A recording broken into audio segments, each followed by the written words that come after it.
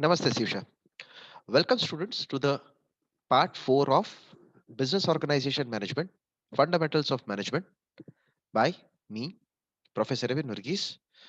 And in this session, જે મેં તમને કીધેલું, we will be discussing about management as a process. Management એક પ્રક્રિયા રૂપે કઈ રીતે કહી શકાય. So, without wasting further time, let us start. Now, as you could see, that management as a process has been depicted in how many functions? તો આપણે count કરી શકાય. It has been depicted into 1, 2, 3, 4, 5, 6, 7, 8 functions. 8 functions જેને આપણે short ફોર્મમાં પોસ્કોર્પ કો કહેતા હતા. એ પોસ્કોર્પ કો ફંક્શન્સ ની અંદર 8 ફંક્શન્સ 8 ફંક્શન્સમાં ટોટલ મેનેજમેન્ટ આખે આખો ડિવાઇડેડ બને. રાઈટ? હવે 8 ફંક્શન્સ તમે અલગ અલગ રીતે વાપરી શકો. તો હવે એની 8 ની આપણે ચર્ચા કરવાની. તો સૌથી પહેલા ફંક્શન આપણે ડિસ્કસ કરી જે છે પ્લાનિંગ. હવે આયોજન એટલે શું? તો આયોજન એટલે પ્લાન્સ ફોર ફ્યુચર. જ્યારે પણ આપણે ભવિષ્ય માટે કોઈ પણ પ્રકારનું આયોજન રાખી કે યોજના બનાવી તો એને પ્લાનિંગ કહેવામાં આવે છે. તો આપણે લખી શકાય પ્લાન્સ ફોર ફ્યુચર. તો પ્લાનિંગ શું કહે છે? The first essential function to be performed by management is to formulate a plan of action. Plan of action એટલે તમને ખ્યાલ આવે કે એને કોઈ પંથ કહેવાય. It is called as a way, એક પાથ કહેવાય જેનાથી તમે કામ કરીને રિઝલ્ટ મેળવી શકો છો. પ્લાનિંગ શું ઇન્વોલ્વ કરે છે? તો પ્લાનિંગ ઇન્વોલ્વ્સ ધ ડિટર્મિનેશન, નિષ્ઠા દર્શાવે છે, of what is to be done, શું કરવું જોઈએ, ક્યાં કરવું જોઈએ, કયા સમય કરવું જોઈએ, કોણ કરશે, that is what is to be done, where it is to be done, when, who, અને કેવી રીતે રિઝલ્ટ, જે રિઝલ્ટ મેળવતા હોય એનું વિશ્લેષણ કેવી રીતે કરવું. પ્લાનિંગના કારણે મેનેજર એન્ટિસિપેટ એટલે ફ્યુચરની તૈયારી કરી શકે છે બિફોર ધે એકચ્યુઅલી અરાઇઝ. પહેલાથી જે અરાઇઝ થાય, પહેલાથી જે આવે છે એ પહેલા તે નક્કી કરી શકે. શું નક્કી કરી શકે છે? કે કેવા પ્રકારની પ્રોબ્લેમ આવશે અને એનું ફેસિંગ કેવી રીતે કરવું જોઈએ. Planning emphasizes the fact that if we know where we are going, જો આપણે એન્ટિસિપેટ કરી કે ક્યાં જતા હોય, we are more likely to get there. Planning helps the management to be ready to face problem likely to arise. કેવા પ્રકારના problem થાય એ અરાઇઝ થતા પહેલા જ તે ટક્કર દેવા માટે, સામનો કરવા માટે પ્લાનિંગ મદદરૂપ થાય છે. નેક્સ્ટ ફંક્શન આપણે કહી શકાય ઓર્ગેનાઇઝિંગ. ઓર્ગેનાઇઝિંગ એટલે શું? તો ઓર્ગેનાઇઝિંગ એટલે વ્યવસ્થાની સ્થાપના કરવી. મતલબ two determine relations and functions. Two determine relations and functions. That is as simple as that. મતલબ સંબંધો બનાવવા. કોણ કેટલું કામ કરશે, કઈ રીતે કરશે, કોણ કોણે રિપોર્ટિંગ કરશે, કોણ કોના નીચે એક્શન્સ લઈ શકશે. તો ઓર્ગેનાઇઝિંગ શું કીધેલું છે? The next task is to prepare an organisation structure by delegation of authority and responsibility. This is done by identifying the activities of business and separate them into અલગ અલગ એક્ટિવિટીઝ એટલે પ્રવૃત્તિઓ ઓળખવામાં આવે છે. સાથે સાથે દરેક પ્રવૃત્તિ કે દરેક એક્ટિવિટીને બ્લોક કહેવાય, ડિપાર્ટમેન્ટ કહેવાય, આ બધી વસ્તુમાં ક્લાસિફાય કરવામાં આવે છે. And define the relationship among groups for effective performance. અસરકારક રૂપે તમે પરફોર્મન્સ આપી શકો એને કહેવાય. Now, when a task is assigned to an executive, જ્યારે પણ કોઈ કામ કોઈ એક્ઝિક્યુટિવને આપણે આપી, એટલે કામ કોઈ વ્યક્તિને સોંપવામાં આવે, it is his responsibility to perform it. એની જવાબદારી બને છે એ કામ કરી શકે and achieve the desired result. એક સારું રિઝલ્ટ એ મેળવી શકે. When the responsibility is delegated to a person, જ્યારે જવાબદારી બીજા વ્યક્તિને સોંપવામાં જ આવે, the commensurate એટલે શું? commensurate નો મતલબ થાય છે equivalent, સમાન જે કહેવાય છે. equivalent authority is also given to him. The executive to whom a responsibility is delegated, જે એક્ઝિક્યુટિવ કહેવાય, જે રિસ્પોન્સિબિલિટી ડેલિગેટ કરવામાં આવે, is also responsible to make a report about performance of to his superior. એ પોતાનો performance appraisal report પોતાના સુપીરિયરને આપી દે છે. તો ઓર્ગેનાઇઝિંગ પણ એક ટૂંકનો તરીકે આપણે સમજી શકાય. એ જ રૂપે the third function that we are going to discuss is staffing. staffing નો મતલબ શું? રિક્રુટમેન્ટ, ભરતી કરવી. સ્ટાફિંગ ની અંદર રિક્રુટમેન્ટ પણ આવે છે, ભરતી પણ કરવું આવે, પસંદગી પણ આવે છે, અને એની સાથે સાથે એની તાલીમ એટલે ટ્રેનિંગ પણ આવી જાય છે. કોઈ પણ એન્ટરપ્રાઇઝનો ગોલ અચીવ કરવો હોય તો એક પર્સનલ હોવો જ જોઈએ. The enterprise goals are achieved with the help of personnel only. Hence, proper selection of personnel for proper job is essential. જ્યારે પણ વ્યવસ્થિત રૂપે પર્સનલનું સિલેક્શન થાય કોઈ પણ મોડર્ન મેનેજમેન્ટમાં, the management should be aware of various jobs. Management કોઈ પણ અલગ અલગ પ્રકારના જોબ્સની અવેરમેન્ટ રહે છે. And there characteristics in the enterprise. Separate norms એટલે અલગ અલગ નિયમો અલગ અલગ વ્યક્તિઓ માટે રાખવામાં આવે. જેમ કે મેનેજરની પસંદગી અલગ ક્રાઇટેરિયાથી થાય. નોન મેનેજરની પસંદગી, નોન મેનેજર એટલે જેમ કે પિયોન કહેવાય, વોચમેન કહેવાય, વર્કર કહેવાય, જેના કામમાં એટલું બધું પ્લાનિંગ જોતું નથી. પણ જ્યારે એક સારા મેનેજરની પસંદગી થાય તો ખાસ કરીને શું જોવામાં આવે? જ્યારે પણ એક ખાસ મેનેજરની પસંદગી થાય ત્યારે એ વ્યક્તિની તાલીમ, ધેટ ઇઝ ટ્રેનિંગ, એ વ્યક્તિની આવડત, that is aptitude. Staffing includes planning of manpower. Staffing also includes planning of manpower. Requirements, determining criteria. ધોરણ નક્કી કરવા કોઈ પણ એક જોબ કરવા પાછળ. Remaining constant touch with the sources of recruitment, રિક્રુટમેન્ટના કોન્સ્ટન્ટ સોર્सेसની સાથે. Arranging for the training, training માટે તાલીમ કેવી રીતે આપવી, પ્રમોટ કેવી રીતે કરવું, એમને ભરતી કેવી રીતે રાખવી, અને રેમ્યુનરેશન સ્કીમ્સ મતલબ એમનો જોબની સ્કીમ્સ કેવી રીતે સોંપવી. ડાયરેક્ટિંગ. ડાયરેક્ટિંગ એટલે શું? A business does not begin to operate until the manager gives direction. Business ક્યાં સુધી ઓપરેટ નથી કરતો જ્યાં સુધી મેનેજર દિશા નથી દેખાડતો. તો અહીંયા આપણે ચોથા ફંક્શનમાં પહોંચ્યા. A business does not begin to operate until the manager gives direction. કોઈ પણ દિશા ન દેખાડે. જેમ કે કામ જ્યાં સુધી ચીંધવામાં ન આવે, કામ જ્યાં સુધી સોંપવામાં ન આવે ત્યારે કોઈ વ્યક્તિ કરે નહીં. Which includes the work of guiding and supervising subordinates. The function is spread over different heads of the department. જે કામ જે કહેવાય છે અલગ અલગ હેડ ઓફ ધ ડિપાર્ટમેન્ટમાં સોંપવામાં આવે. Each head is in charge of and responsible. કોઈ પણ head in charge એ કહેવાય, responsible કે કહેવાય for his particular group or department. Whether the heads should adopt the authoritarian approach or democratic approach. Authoritarian એટલે શું? Hitler શાહી જે કહેવાય છે. મતલબ હું જે કહું એ જ થવું જોઈએ, એના સિવાય બીજું કંઈ ન થવું જોઈએ. અને ડેમોક્રેટિક એટલે શું? લોકશાહી અપ્રોચ, મતલબ લોકોના માટે, લોકોના હિત માટે. ઓર અ ફ્રી રેન અપ્રોચ, એક સરળતાથી છૂટ આપી દેવી કે જેને જે મન ફાવે કરે. That is to be decided by them in the light of existing circumstances. હાલની તકે જે પરિસ્થિતિ સર્જાતી હોય એને ડાયરેક્ટિંગ તરીકે કહેવાય. મોટિવેટિંગ, પ્રેરિત બનવું. A successful manager is he who can motivate his subordinates to work willingly with enthusiasm. કોઈ પણ સફળ મેનેજર એ કહેવાય જે પોતાના જ કર્મચારીને જુસ્સાપૂર્વક, મતલબ the person should be willing, enthusiastic, such that he might be able to achieve his goals. The employees may have enough physical and mental capacity to work. કોઈ પણ એમ્પ્લોયની પાસે પોતાની તે વ્યવસ્થિત શારીરિક અને માનસિક ક્ષમતા તો હોવી જોઈએ. But if willingness, ઈચ્છા જે કહેવાય, or desire to work is lacking, જે ઈચ્છા જે કહેવાય કામ કરવાની ઓછી હોય, their capacity, એની ક્ષમતાથી કોઈ રિઝલ્ટ મળશે નહીં. And concern will fail to achieve its goals. કોઈ પણ concern એટલે શું કહેવાય? કોઈ પણ સંસ્થા, any organization will fail to achieve its goal. એટલે ઓર્ગેનાઇઝેશન જ્યારે ડિફાઇન કરતા હોય ત્યારે ગોલ્સમાં આપણે કહેવાય, ગોલ શું હોય બેટા? પ્રોફિટ એઝ અ ગોલ હોય, નફો. એની સાથે સાથે આપણે કહી શકાય વેલફેર, એક ગોલ કહેવાય છે. એટલે મોટિવેશન આપતી વખતે મેનેજરે શું ધ્યાનમાં રાખવું પડે? મેનેજરે ખાસ ધ્યાનમાં રાખવું પડે કે એને એક કામ કરવાની ઈચ્છા જાગૃત કરવી પડે. He should arouse a desire to work. He must actuate the employees. પોતાના જ એમ્પ્લોઈઝને આંકડાકીય રૂપે મદદ કરવું જોઈએ. A manager must have a keen appreciation of human behavior. એક સરસ મજાનું appreciation, a perception of human behavior હોવું જોઈએ, જેના કારણે સૌથી વધારે મોટિવેશન પોતાના તાબેદારો એટલે શું? પોતાના કરતા નીચેના પદવીદારોને આપી શકે, જેને સબઓર્ડિનેટ્સ કહેવાય છે.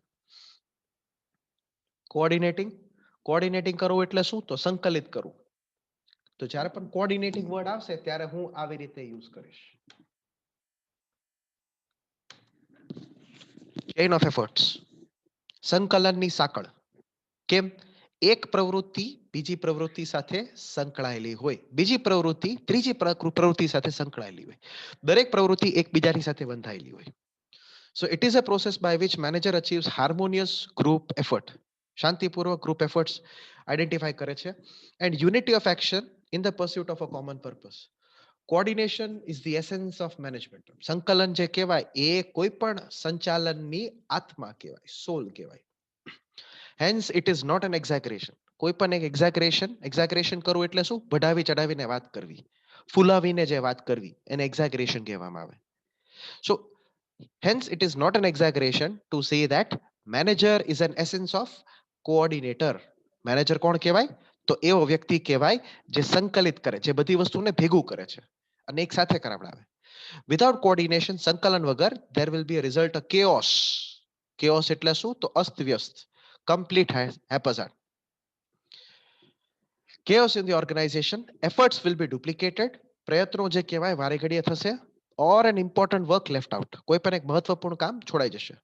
if there is no proper coordination, જો બરોબર રીતે કોઓર્ડિનેશન ન કરવામાં આવે, a manager has to coordinate not only functions, કામે નહીં પણ પ્રવૃત્તિઓ પણ, but also individuals performing different functions, વ્યક્તિગત વ્યક્તિઓને પણ સાથે સંકલિત કરવા પડે. રિપોર્ટિંગ, રિપોર્ટિંગ એટલે શું? તો two important aspects of control are reporting and budgeting. Report બનાવો એટલે ખાસ કરીને તાબેદારો પોતાના જ પરફોર્મન્સ અને કામ કેટલું થયું એ પોતાના સુપીરિયર્સને રિપોર્ટ કરે છે, જેના કારણે સુપીરિયર શું કરી શકે? ધીસ એનેબલ્સ ધ સુપીરિયર્સ ટુ જજ, નક્કી કરવા માટે વેધર પરફોર્મન્સ કન્ફોર્મ્સ, કન્ફોર્મ્સ નો મતલબ થાય ટુ બી સિમિલર, એક સમાન રહેવું. conforms to the plan adopted. Some reports pertain to the routine matters of the concern. અમુક matters routine matters ને confirm કરે છે, while some are special reports. અમુક special report રહે છે for some special purpose. Through reporting, a manager keeps himself informed about day-to-day functioning of organization. Day-to-day કેવી રીતે organization માં કામ થાય છે, બધી વસ્તુની જાણકારી reporting થી તમને મળે. Next function કહેવાય budget. Budget એટલે શું? તો budget is simple, a statement of future expenses. That is a statement of future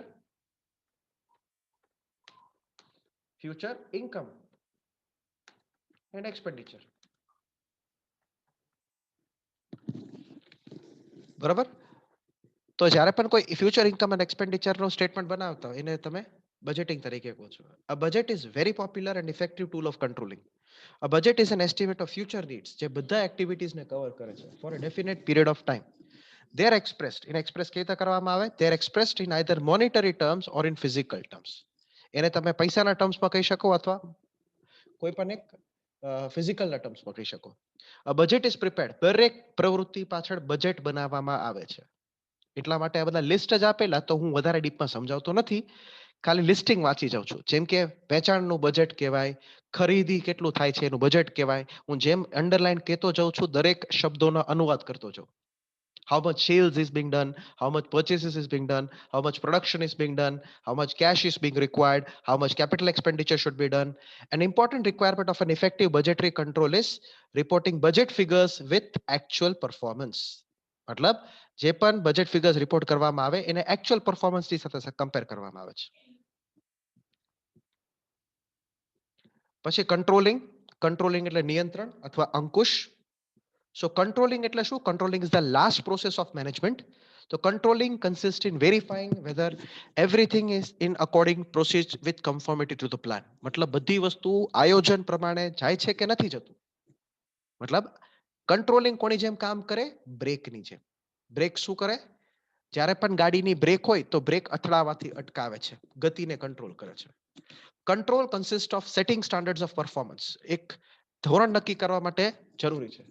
compare actual performance with standards, જે વાસ્તવિક પરફોર્મન્સ સ્ટાન્ડર્ડ સાથે રાખે છે, and find out deviations, ખાસ કરી તફાવત રાખે, અને જોતા હોય તો સુધારાલક્ષી પગલા, that is take corrective actions if necessary. What are the corrective actions? For example, the budget that you have set for the sales this year is 100 crore. 100 crore આપણે બજેટ માટે રાખશું, પણ જો એક્સપેન્સીસ 120 કરોડ થઈ જતા હોય તો પછી ચિંતાનો વિષય છે. કેમ? 20 કરોડ લાવશું ક્યાંથી? ખર્ચો કોણ આપશે? આ બધા કામ ખાસ કરીને કંટ્રોલિંગમાં આવે છે. પછી જે મેં તમને કીધેલું કે અલગ અલગ લેખકોએ, અલગ અલગ ઓથરોએ અલગ અલગ વ્યૂ આપેલા છે મેનેજમેન્ટમાં. તો મેનેજરિયલ ફંક્શન્સ જે કહેવાય એ હેનરી ફાયલ પ્રમાણે 5 વ્યૂઝમાં કરાય. હેનરી ફાયલ પ્રમાણે કયા વ્યૂઝ લખી શકાય? હેનરી ફાયલ પ્રમાણે આપણે લખી શકાય planning, organising, coordination, command and control. I think there is a spelling mistake, તો હું સુધારી નાખું છું અત્યારે, જેના કારણે તમારામાં મિસ્ટેક ન આવે. Fine. This is the actual.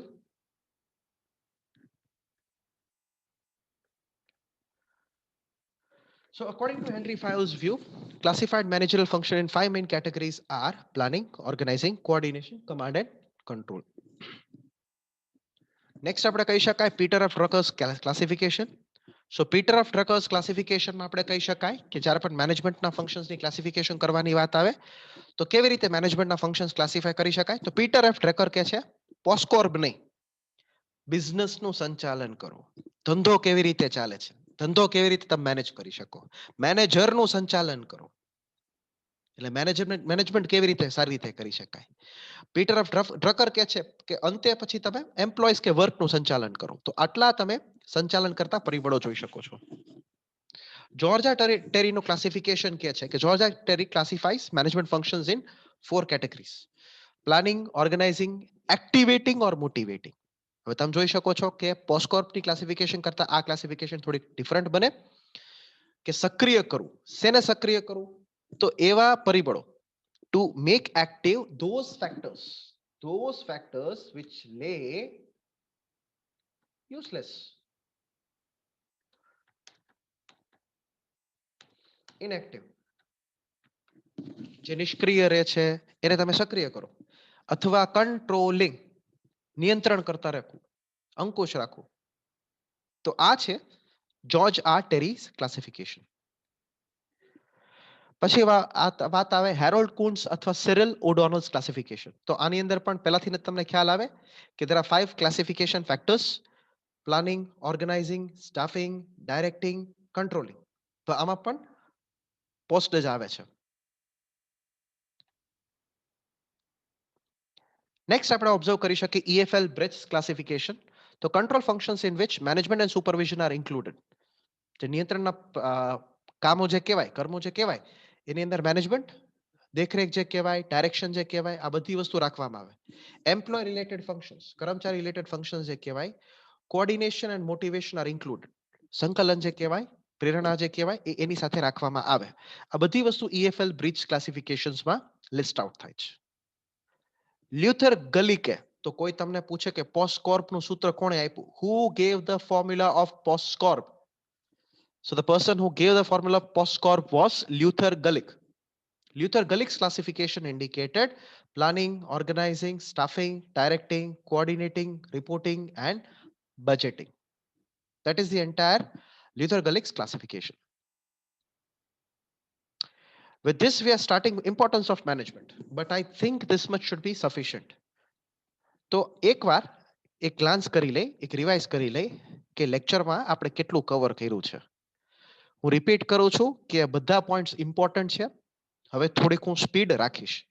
તો ઇટ ઇઝ અ રિક્વેસ્ટ કે પ્લીઝ તમે વિડીયોને ધ્યાનથી જોજો.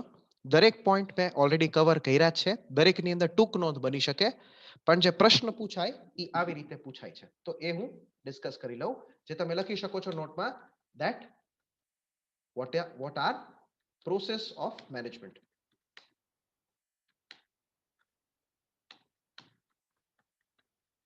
અને એક્સપ્લેન, સમજાવો. અથવા આ 8 ફંક્શન્સમાં નોટ. આ પ્રકારના પ્રશ્નો તમારે લખવાના રહે છે. પ્રોસેસ ઓફ મેનેજમેન્ટ પણ કહેવાય અથવા ફંક્શન્સ ઓફ મેનેજમેન્ટ પણ કહી શકાય. રાઈટ? ફાઇન. આની સાથે આપણે કેટલું કવર કર્યું? પ્રોસેસ ઓફ મેનેજમેન્ટ કવર કર્યું, પ્લાનિંગ ટૂંકમાં પોસ્ટકોર્પ આખે આખું કવર કર્યું.